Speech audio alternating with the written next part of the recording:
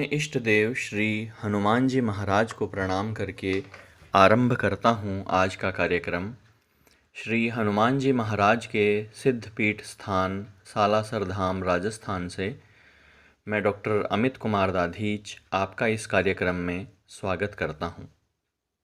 आज हम एक बहुत ही सरल विधि की बात करने वाले हैं, बहुत ही इजी मेथड की बात करने वाले हैं, जिसके आधार पर आप यह जान सकते हैं कि आपके जीवन का कौन सा वर्ष, कौन सा ईयर कैसा जाएगा, अच्छा रहेगा, बुरा रहेगा, और उस वर्ष में कौन सा महीना अच्छा या बुरा होगा।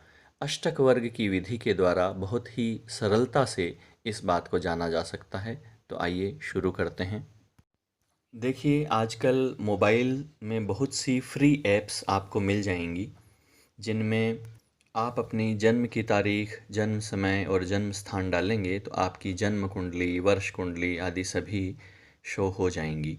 या फिर आप अपने लैपटॉप या कंप्यूटर में जो भी सॉफ्टवेयर यूज़ करते हैं उसमें जन्म कुंडली, वर्ष कुंडली आदि आती होंगी। तो सबसे पहले आपको अपना जन्म तारीख, समय, स्थान उस एप्लीकेशन में या सॉफ्टवेयर में टाइप करके अपनी जन्म कुंडली, वर्ष कुंडली निकाल लेनी है।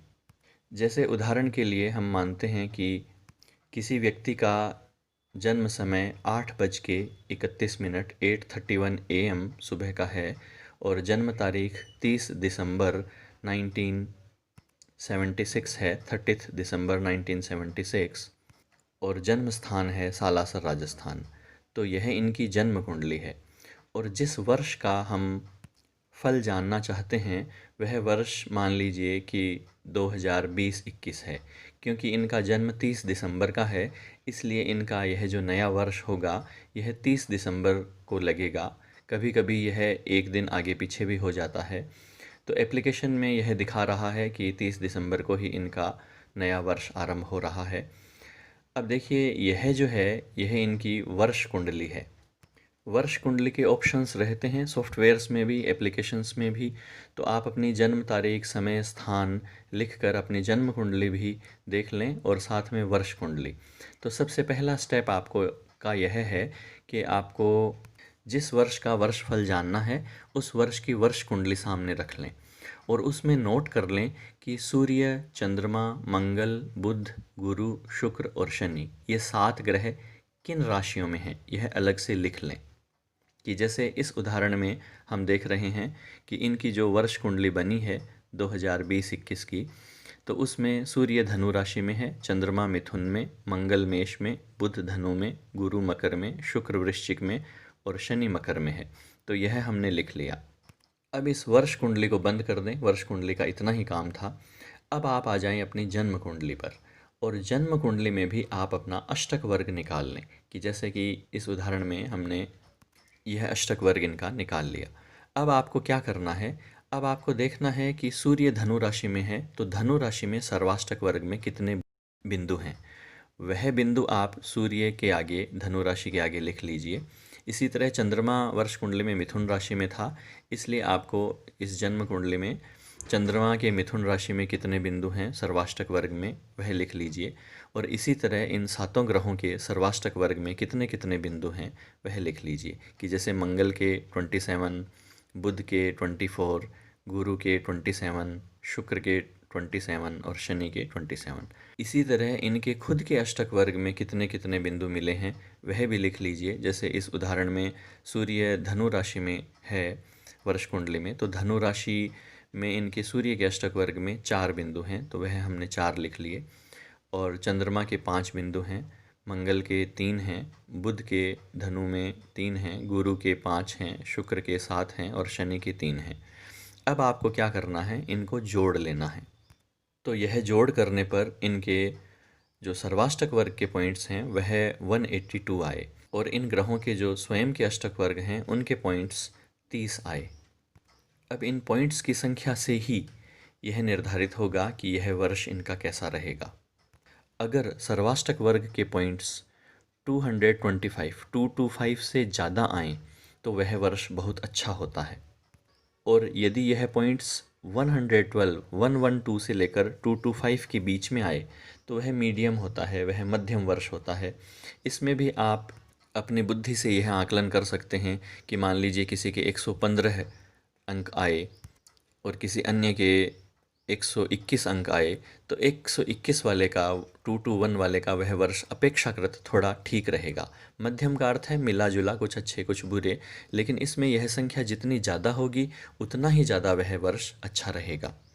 और यदि किसी वर्ष में 112 112 से कम संख्या आती है तो वह वर्ष बुरा होने की संभावना बहुत ज़्यादा बढ़ जाती है।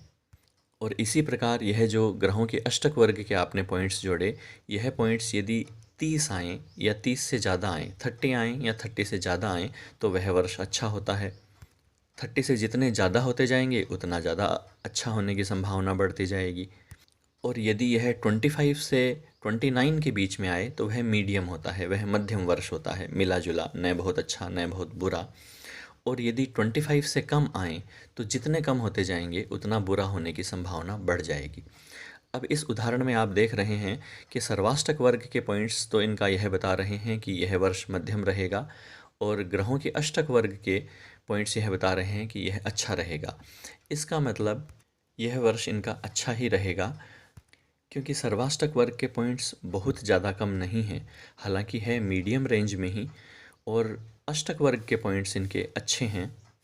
यदि यह दोनों बुरे आ जाएं तो निश्चित रूप से वह वर्ष बुरा ही होता है, और यदि यह दोनों बहुत अच्छे आ जाएं तो निश्चित रूप से वह वर्ष बहुत अच्छा ही होता है, और दोनों मीडियम आएँ, दोनों मध्यम आएँ तो वह वर्ष मध्यम ही होता है। यह विधि बहुत अधिक काम करती है, लेकिन एकदम आंख बंद करके केवल इसी विधि के आधार पर प्रिडिक्शन करना भी गलत हो जाता है, क्योंकि दशा अंतर्दशा और जन्म कुंडली के योगायोग का भी अपना महत्व है, इसलिए उन पर भी अवश्य विचार करें। लेकिन इस विधि के आधार पर कहा गया फल भी बहुत अधिक सही होता है। और मान लीजिए कि दशा अंतर्दशा और जन्म कुंडली के योगायोग भी इस विधि द्वारा आए फल को सपोर्ट कर रहे हैं, तो फिर वह निश्चित ही सही होगा। इसके अलावा वर्ष कुंडली की ताजिक विधि भी होती है, उसके ऊपर हम आगे भविष्य में वीडियो बनाएंगे, जिसमें बहुत ही विस्तार से आप यह भी जान पाएंगे कि इस वर्ष में क्या क्या घटनाएं घटेंगी। शादी होगी, बच्चा होगा, बिजनेस अच्छा चलेगा, नौकरी लगेगी, एक्सीडेंट होगा, जो भी है वह बहुत विस्तार से पता चल जाएगा। लेकिन इस विधि द्वारा आप यह मोटा मोटी जान सकते हैं कि यह वर्ष आपका अच्छा रहेगा, बुरा रहेगा, मध्यम रहेगा। और इस विधि द्वारा केवल वर्ष ही नहीं, आप वर्ष का महीना भी जान सकते हैं कि वर्ष का कौन सा महीना कैसा रहेगा। इसकी दो विधियां हैं, आप दोनों विधियों से देख लें। एक विधि तो यह है कि हर महीने में सूर्य राशि बदलता है, तो जिस दिन वह राशि बदले, यह आपको पंचांग से भी पता चल सकता है और मोबाइल एप्लीकेशंस से भी पता चल सकता है। प्रायः सूर्य हर महीने की 15 तारीख के आसपास राशि बदलता है, कभी कभी वह 17 तारीख तक हो जाती है, कभी कभी वह 14 तारीख को भी बदल लेता है, 13 तारीख को भी बदल लेता है। तो जिस दिन वह राशि बदले उस दिन आप देख लें कि यह सूर्य से शनि तक जो ग्रह हैं ये कौन कौन सी राशियों में हैं। और जैसा कि मैंने आपको इस उदाहरण में बताया, अपनी जन्म कुंडली में सर्वाष्टक वर्ग में और ग्रहों के अष्टक वर्ग में यह बिंदु लिख लें, इनको जोड़ लें, और इसी विधि से आप यह जान लें कि यह महीना कैसा रहने वाला है। और दूसरा तरीका यह है कि वर्ष कुंडली में मास प्रवेश भी होता है। मास प्रवेश का अर्थ है कि सूर्य आपकी जन्म कुंडली में जितने डिग्री मिनट का है, उसी राशि में उतने डिग्री मिनट का जब आता है तब आपका वर्ष प्रवेश होता है। यह जो वर्ष कुंडली है यह इसी आधार पर बनाई जाती है। और उस सूर्य की डिग्री में जब हम एक राशि जोड़ देते हैं, यानी अगली राशि में वह उतने ही डिग्री मिनट सेकंड का जाता है, तो वह नया महीना आपके आरंभ होता है।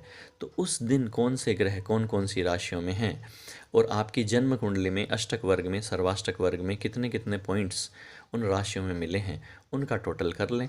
और इस विधि से आप यह भी जान सकते हैं कि यह महीना आपका कैसा जाने वाला है। हमने अपने चैनल पर अष्टक वर्ग से संबंधित बहुत सारे वीडियोस अपलोड किए हैं, जिसमें अष्टक वर्ग की प्रारंभिक जानकारी से लेकर एडवांस जानकारी तक दी है। यदि आप वह सभी वीडियोस देखना चाहें तो उस प्लेलिस्ट का लिंक मैं नीचे डिस्क्रिप्शन बॉक्स में और कमेंट बॉक्स में दे रहा हूं, जिसे टच करके आप वह सभी वीडियोस देख सकते हैं। आशा है कि आपको इस विधि में, इस मेथड में कोई कन्फ्यूज़न नहीं होगा, कोई भ्रम नहीं होगा। यदि कोई प्रश्न हो, कोई कन्फ्यूज़न हो तो आप नीचे कमेंट बॉक्स में पूछ सकते हैं, मैं उसका उत्तर देने का पूरा प्रयास करूँगा। आज के लिए इतना ही, नमस्कार।